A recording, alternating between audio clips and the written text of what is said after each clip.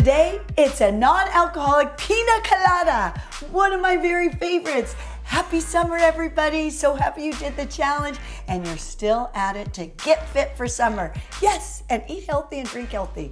Okay, all you need is some pineapple chunks, some unsweetened coconut milk, and some pineapple juice.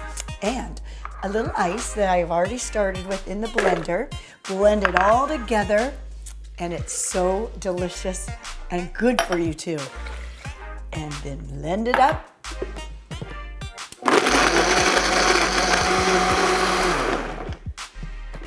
And here you have a Pina Colada. And then garnish it with a little bit of pineapple. It's so good. You'll love it.